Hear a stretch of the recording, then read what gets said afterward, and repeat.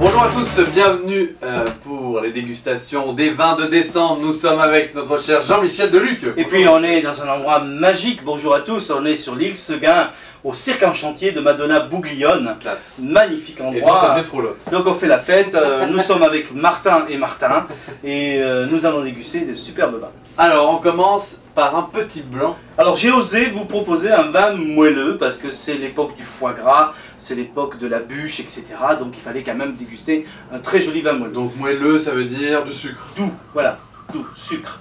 Alors doux, c'est pas sucré. Sucré, on sucre les fraises, mais un vin est doux. D'accord. Voilà, c'est un terme technique de sommelier. Donc c'est qu'on rajoute pas de sucre dedans. Voilà, le sucre il est naturel, c'est le raisin qui a le sucre. D'accord. Donc par contre, là tu vois, c'est un muscat de Mirval. Donc c'est une appellation, une toute petite appellation entre Montpellier et Frontignan, sur des coteaux calcaires face à la mer. Absolument magnifique, des terrains plutôt durs, hein, on plante à la dynamite pratiquement, oui, c'est quand même assez dur.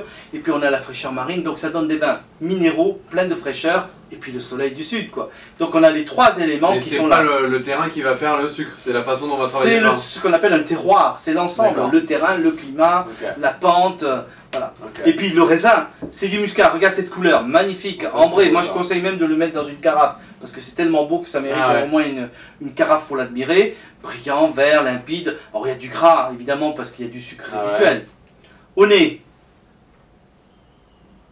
voilà, c'est le raisin frais. Hein, tu prends du muscat, tu le presses, tu le mets dans la bouche, c'est ça quoi. Ça a ce goût là. Ah ouais, c'est un goût de raisin, c'est aussi du jasmin, de la rose, côté marmelade, confit, du miel, c'est merveilleux. Mais aussi de la fraîcheur, on a ce côté citronné, pamplemousse. Donc on sent qu'on va avoir un vin sucré, mais qui a beaucoup de fraîcheur. En bouche, c'est une tuerie quoi. Bon.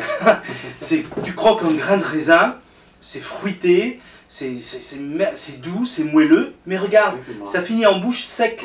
Donc ça te laisse une bouche saine. Ouais, c'est pas écœurant. Ce qu'on appelle pommadé, voilà, qui colle. Non, pas du tout, il y a de la fraîcheur, il y a de la dentelle. Alors, et ça va avec le foie gras, ça va avec... Moi, je pourrais presque faire tout un repas avec. L'apéritif, traditionnellement, mais on pourrait les servir sur un foie gras. Moi, je le conseille même sur un poulet rôti, c'est une merveille.